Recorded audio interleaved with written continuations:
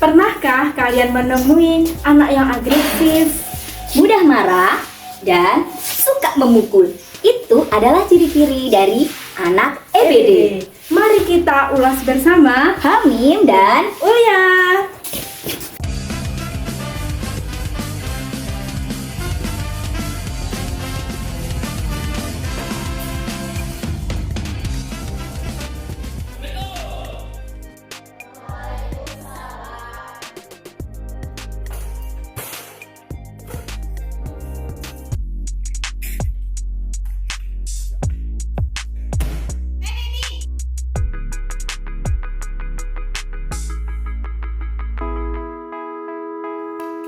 perlu kita pahami ketika melakukan penilaian adanya gangguan emosi dan perilaku pada anak, harus mempertimbangkan fase perkembangan anak. Sebab setiap perkembangan memiliki ciri-ciri khusus tertentu, baik aspek kognitif, emosi, dan sosial.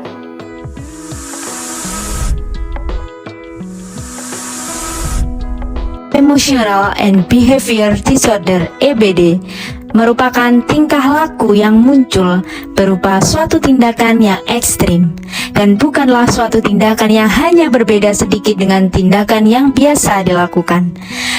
Disebut gangguan karena bersifat sesuatu yang kronis, tidak akan mudah hilang begitu saja. Tingkah laku tersebut merupakan suatu tingkah laku yang tidak dapat diterima karena tidak sesuai harapan-harapan sosial dan budaya. Di Indonesia, anak dengan EBD dikenal dengan istilah tunalarang. Namun perlu diketahui bahwa istilah tersebut terlalu umum untuk menggambarkan anak dengan gangguan emosi dan perilaku. Pada umumnya, ciri-ciri anak EBD adalah slow learner sehingga kurang berprestasi, agresif, disosial, membangkang, dan cenderung berkonflik dengan dirinya dan juga lingkungannya. Perlu diingat, anak dikatakan mengalami EBD jika memiliki satu atau lebih dari ciri anak EBD yang terjadi dalam kurun waktu yang lama minimal 6 bulan. Studi ilmiah menunjukkan terdapat 2% anak EBD di usia sekolah. Di Indonesia, anak dengan gangguan emosi semakin meningkat.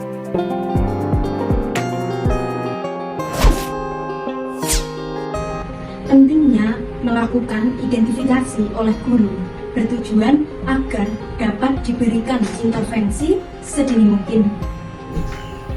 Ada 5 langkah identifikasi yang bisa dilakukan oleh guru. Pertama, menggali informasi siswa berdasarkan gejala yang tampak dengan instrumen identifikasi. Informasi yang dibutuhkan adalah informasi mengenai riwayat perkembangan siswa mulai dari kandungan hingga tahun-tahun terakhir, informasi data orang tua dan lingkungan keluarga, serta tanda-tanda gangguan khusus yang dialami oleh siswa. Sebagai pelengkap informasi, guru juga bisa mencatat frekuensi, intensitas, durasi gangguan emosi dan perilaku anak, kapan perilaku terjadi, reaksi teman-teman atau lingkungannya, dan siapa atau apa yang berpengaruh terhadap munculnya perilaku. Langkah kedua, menganalisis data dan mengklasifikasikannya. Langkah ketiga, mengadakan pertemuan konsultasi dengan kepala sekolah untuk saran-saran penyelesaian dan tindak lanjut. Langkah keempat, mengadakan pertemuan kasus mengenai temuan identifikasi untuk mendapat tanggapan mengenai langkah-langkah setelah proses identifikasi. Langkah kelima, menyusun laporan hasil pertemuan kasus secara lengkap dengan perencanaan program untuk anak yang teridentifikasi.